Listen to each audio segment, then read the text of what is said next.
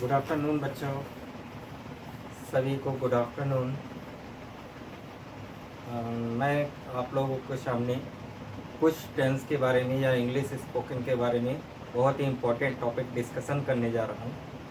मैं ऐसा करता हूँ, आई होप कि आपको जो भी समझ में आएगा तो आप उसे अच्छे से नोट करेंगे और उसकी प्रैक्टिस करेंगे ताकि आपको अच्छे से हर चीज़ें समझ में आ सके। दूसरी चीज़, यदि आप स्पोकन सीखना चाह रहे हैं या फिर इंग्लिश बोलना चाह रहे हैं तो सबसे खास चीज़ ये ध्यान रखिएगा कि जो भी रूल्स सिखाए जाएं उसको अच्छे से प्रैक्टिस करिएगा। दूसरी चीज़, word meaning, dictation word per day आप तैयार करिए, 5 या 10 जितना आपसे हो सके कवर। डिक्टेशन वर्ड सबसे इम्पॉर्टेंट है। यदि कोई भी सेंटेंस आप बोलना चाहते हैं तो डिक्टेशन वर्ड प्लस रूल, ये दो चीज़ें ही काम आती हैं, बाकी कुछ भी नहीं होता। और ना मैं ही कोई गारंटी दे पा रहा हूँ कि आपको मैं 3 महीने या 1 महीने या 6 महीने में आपको पूरी स्पोकन सिखा सकता हूँ। इंग्लिश स्पोकन का जो काम है वो आप पर निर्भर करता है कि आप कितना जल्दी कवर कर सकते हैं, क्योंकि आप भी जानते हैं कि आप स्कूल लाइफ में 15 ईयर्स देते हैं। 15 ईयर्स में आप कितनी स्पोकन बोल पा रहे हैं, पहले ये समझने की कोशिश करें।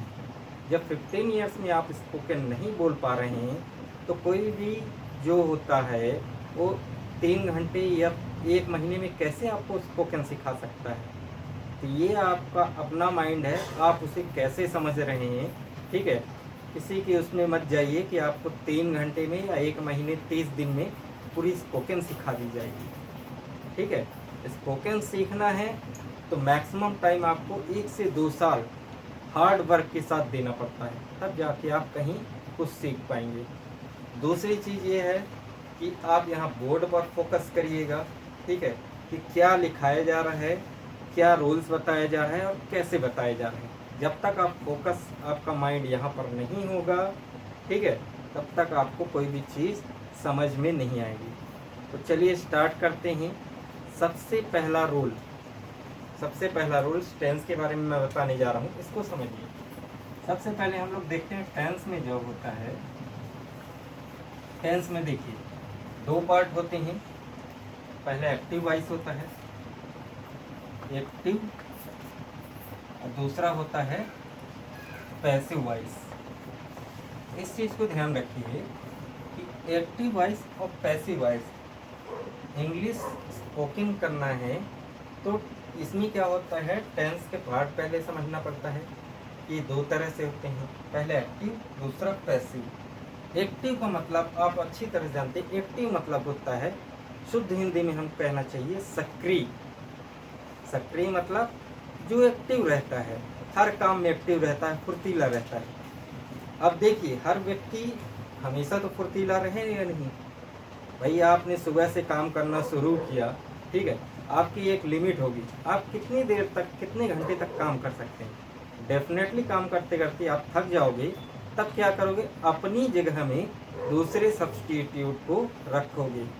तो सेम यही प्रोसीजर यहाँ पे चल रहा है। देखिए, ये मान के चलिए ये बंदा सक्रिय है, तो सबसे पहले इसका पैटर्न हम सीखते हैं कि पैटर्न कैसे होगा। यदि मान के चलो इसको ट्रांसलेट या इंग्लिश में कन्वर्ट करना है किसी भी हिंदी सेंटेंस को, तो सबसे पहले हम यहाँ देखेंगे सब्जेक्ट, फिर हेल्पिंग वर्ब, मेन वर्ब आता है, ऑब्जेक्ट आता है और अदर वर्ड आता है। ठीक है, दूसरी चीज, object, helping verb, main verb,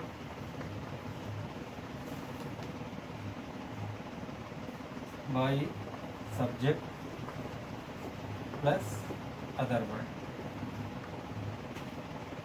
अब ये देखिए यहाँ पर ये 2 पैटर्न, ये एक्टिव का है,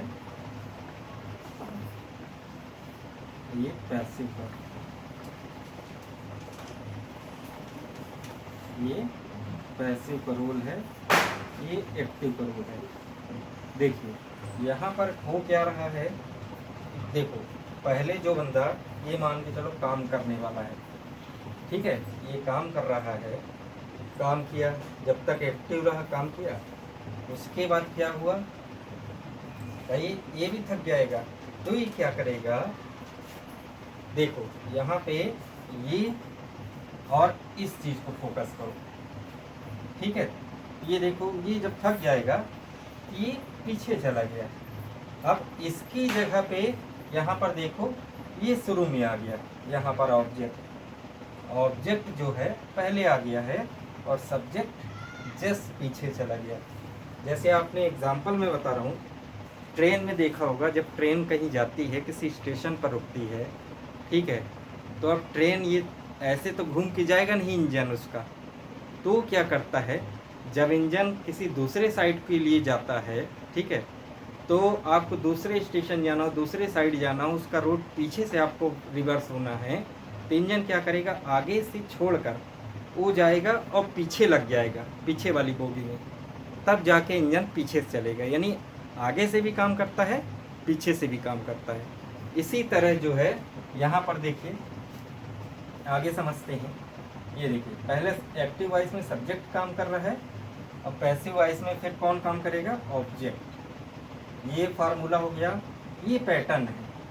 पैटर्न मतलब कि आपको सेंटेंस बनाना है, तो सेंटेंस बनाने के लिए ये रूल लगेगा किसी भी टेंस में। ये सबसे इम्पोर्टेंट फार्मूला है, ये आपको तैयार करना पड़ेगा। कि सबसे पहले सब्जेक्ट है। अब सब्जेक्ट क्या होता है, सब्जेक्ट यानी किसी सेंटेंस में काम करने वाला। काम करने वाला कैसे, जैसे राजू स्कूल से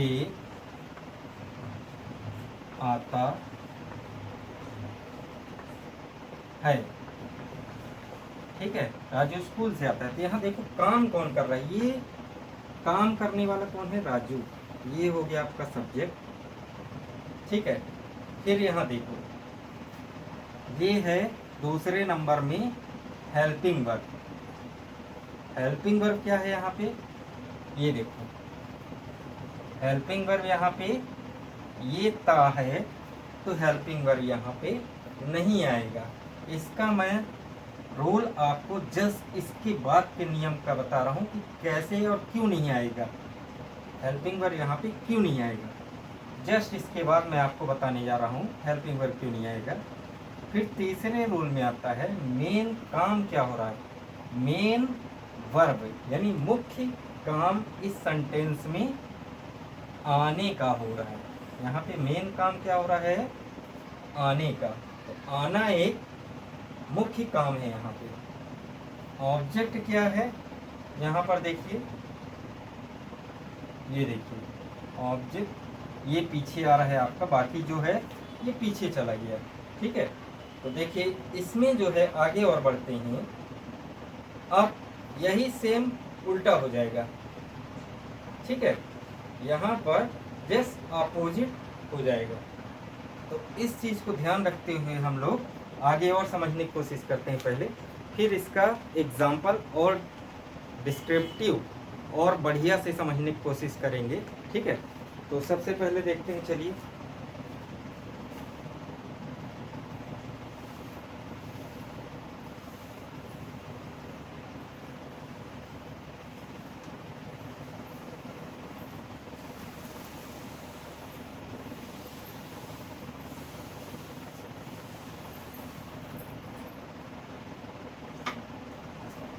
देखिए, आप इसको समझने की कोशिश करते हैं हम लोग कि यहाँ पर एक्टिव वॉइस है। तो एक्टिव टेंस के बारे में हम लोग सबसे पहले समझने की कोशिश करेंगे कि यहाँ पे कैसे हम करें आगे, ठीक है। तो एक्टिव टेंस समझने के लिए सबसे पहले आप ये समझ लीजिए कि ये क्या होता है,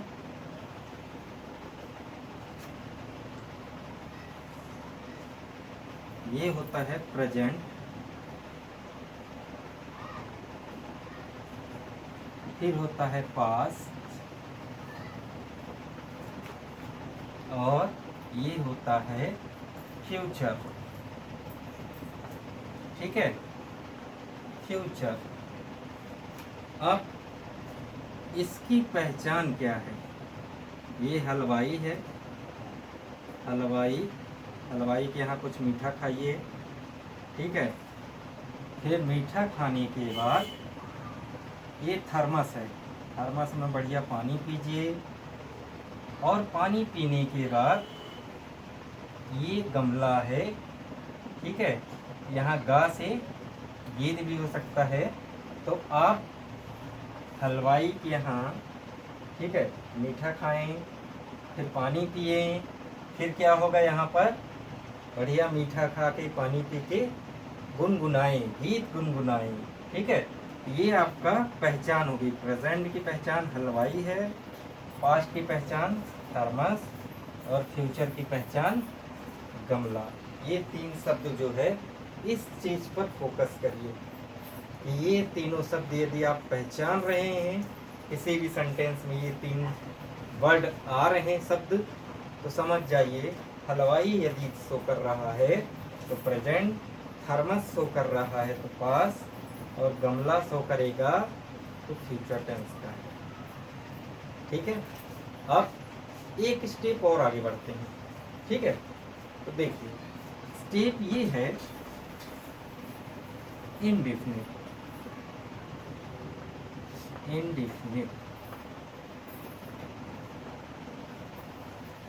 continuous, continuous, perfect, perfect, continuous. अब समझिए यहाँ पर, ठीक है, ये जो है बहुत सिंपल सा है। ये यहाँ पे आता है इनडिफिनिट यदि कहीं है, ये इसकी पहचान रहती है तलवार, ता फॉर तलवार, ठीक है। ये देखिए ता तराजू या तलवार, इसका रहता है रहा, रही, रहे, रही, इस तरह के शब्द आते हैं। परफेक्ट में देखिए, परफेक्ट में आपका ये चुका, चुकी, चुकी, या फिर या शब्द आए लास्ट में, या, यक, या, यक, ठीक है। जैसे खाया, पिया, दिया, लिया, या आ रहा है पीछे, उसकी पूंछ में या बड़ा है, तो समझ लीजिए ये परफेक्ट है। लेकिन ये क्या रहता है लास्ट में परफेक्ट कॉन्टिन्यूअस में, समय के साथ, समय के साथ रहा, रही, रहे, ये रहा रह वाले वर्ड आएंगे, यानी रहा, रही, रहे, इस तरह के कोई भी वर्ड आ सकते हैं, लेकिन समय के साथ, ठीक है। ये हो गया आपका। अब देखिए ये जो हैं सबसे बड़े आपके बॉस हैं, सबसे बड़ा। फिर इसके नीचे देखिए इनके दो पार्टनर, ठीक है, दो पार्टनर। फिर जैसे आप लोगों के बब्बा, फिर बब्बा, ठीक है, इस तरह ये बब्बा हो गए। फिर ये दो पुत्र हो गए उनके, 1 नंबर, 2 नंबर। फिर इनके भी इसी तरह, यहाँ पर इनके 1, 2, 3, ये 3 बेटे हो गए, ठीक है। अब इन तीनों बेटे के ये 4 बच्चे हो गए, 1, 2, 3, और ये 4।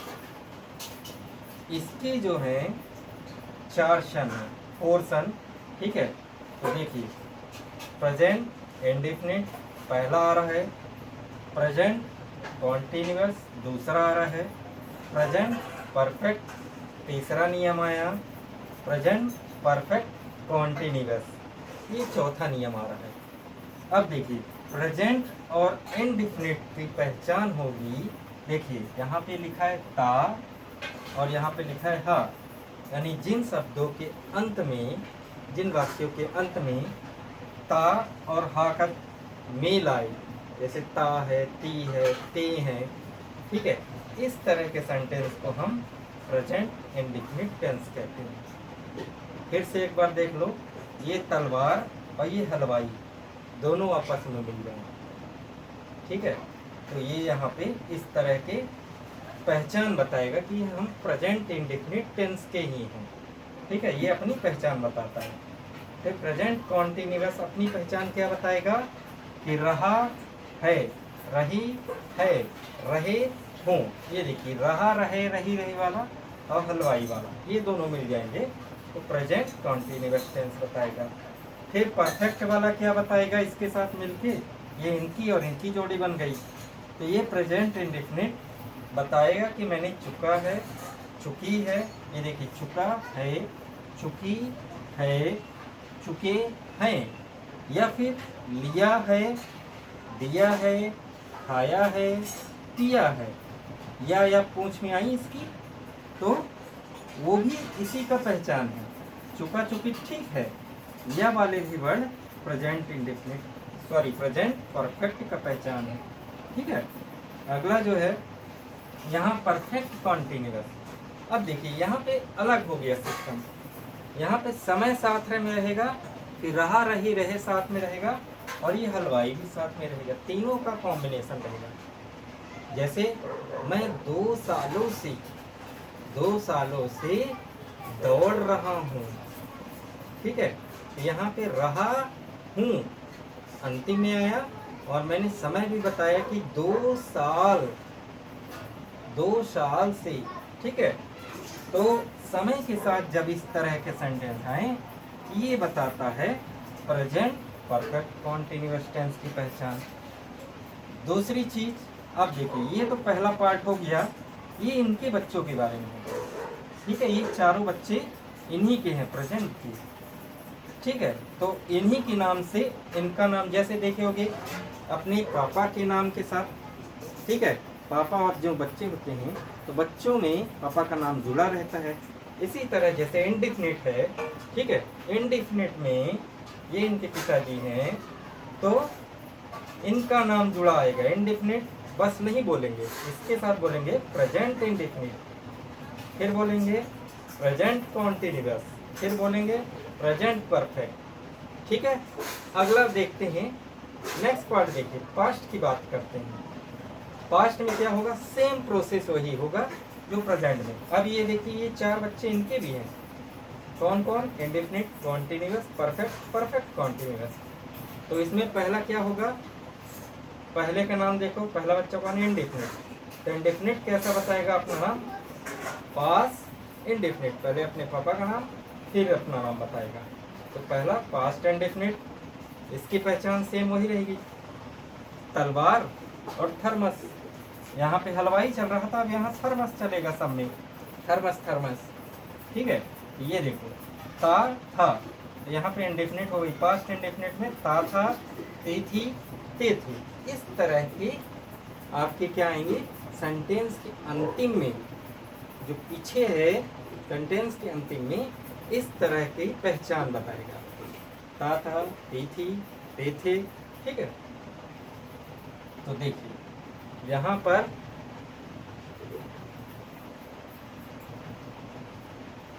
एक चीज देखें, ये हो गया पास्ट का पहला नंबर पुत्र, ये हो गया पास्ट इंडेफिनिट, दूसरा पुत्र हो गया पास्ट कॉन्टिन्यूअस, तीसरा कौन है, पास्ट परफेक्ट, चौथा कौन है, पास्ट परफेक्ट कॉन्टिन्यूअस।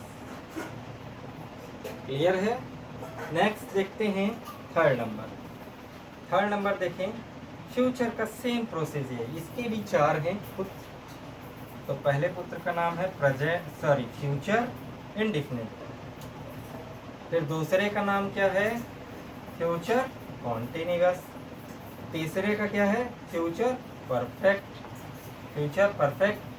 और चौथे का क्या है, फ्यूचर परफेक्ट कॉन्टिन्यूअस।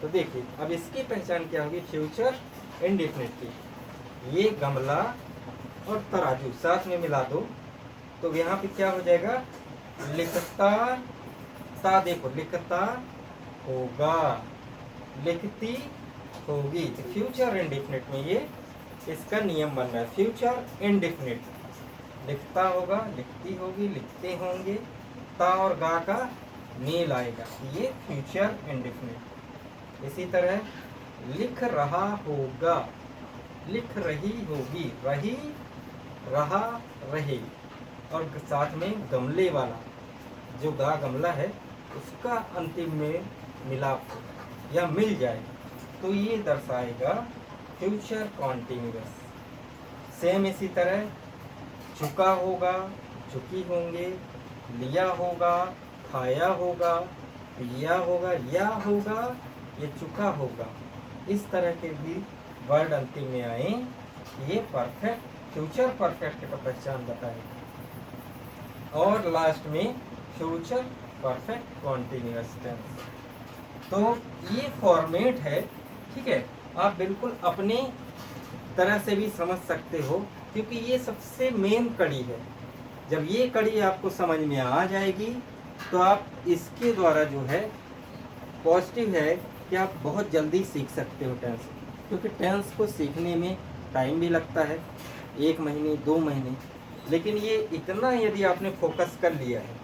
देखिए पहली चीज़ फोकस क्या किया, एक्टिव पैसिव होता है ना, तो पैसिव को अभी भूल जाते हैं, सिर्फ एक्टिव को ध्यान देते हैं। एक्टिव में 3 पार्ट हो गए, प्रेजेंट, पास्ट, फ्यूचर, ठीक है। पहचान मैंने बताया, हाथ, थर्मस और ये गमला, हलवाई, थर्मस, गमला। फिर इसके 4 पार्ट कर दिए। इन चारों पार्ट को जब किया मैंने तो इसका बताया था मैंने कि इनके 4 पुत्र हैं, फिर इसका भी बताया था 4 पुत्र, इसका भी बताया था 4 पुत्र। ये इनकी पहचान लिख दिया। ये पहचान और ये पहचान यदि आपने अच्छे से तैयार कर लिया है तो आप इसका फॉर्मेट बहुत अच्छी तरह से बना सकते हो। और एक चीज़ ध्यान रखिएगा, जो इसमें खास बात क्या रखनी है, बात ध्यान में देखिए। यहाँ तक तो हो गया था आपका, ठीक है, लेकिन एक खास बात ये ध्यान रखनी है कि जो हमारा एक्टिव वॉइस है और ये जो पैसिव वॉइस है, एक्टिव वॉइस है, पैसिव वॉइस है, तो पहली चीज़ ये फोकस करिए, एक्टिव वॉइस में पहले काम कौन करता है, सब्जेक्ट, ठीक है, और पीछे काम करता है ऑब्जेक्ट। ये देखिए पहला ये काम किया, जब ये थक गया, ठीक है, तो अब इसकी क्या है बारी, यहाँ पे ये देखो ऑब्जेक्ट पहले काम किया, सब्जेक्ट काम किया, ठीक है। ये देखो यहाँ पर ये 2 दोस्त हैं, ठीक है, आपस में मिल के काम करते हैं, तो सिंपल सी बात है। देखिए ये सब्जेक्ट है, ऑब्जेक्ट है। एक्टिव वॉइस में सब्जेक्ट जो है, सब्जेक्ट पहला काम कर रहा है। जब ये थक जाएगा, देखो यहाँ पे, यहाँ काम करते करते 8-10 घंटे काम किया, थक गया, अब इसकी ड्यूटी आ गई। अब ये बोलेगा इसको, सब्जेक्ट को, कि तुम आराम करो, अब मैं काम करता हूँ। तो ऑब्जेक्ट यहाँ से काम करना शुरू कर देगा और सब्जेक्ट आराम करेगा, ठीक है। ये पहली चीज़ हो गई इन दोनों के बारे में। दूसरी चीज़ ये ध्यान रखिए कि यहाँ पर वर्ब के बारे में बहुत ही ज़रूरी चीज़ है कि एक्टिव वॉइस में आपका वर्ब क्या हो सकता है, first form, second form, third form, या वर्ब का आईएनजी फॉर्म भी लग सकता है, ठीक है। लेकिन यहाँ पैसिव वॉइस में ऐसा रूल नहीं है। पैसिव वॉइस में आपका वर्ब का थर्ड फॉर्म यूज होता है, हमेशा वर्ब का थर्ड फॉर्म यूज होगा, फर्स्ट सेकंड का कोई रूल नहीं है, ठीक है।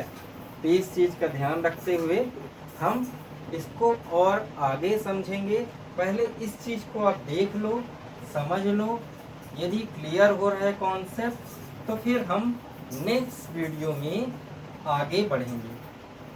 तो यदि आपको ये पॉइंट मेरा समझाया वो समझ में आ रहा है बच्चों, तो इस चीज़ का ध्यान रखिए कि आपको जो है इनकी प्रैक्टिस भी करनी है। ये नहीं कि बस आपने नोट किया और इसको साइड में रख दिया। आप इसको नोट करने के बाद फोकस करिएगा, ठीक है। फोकस करने के बाद एक बार इसको समझिए क्या क्या कैसे कैसे आ रहा है, ठीक है।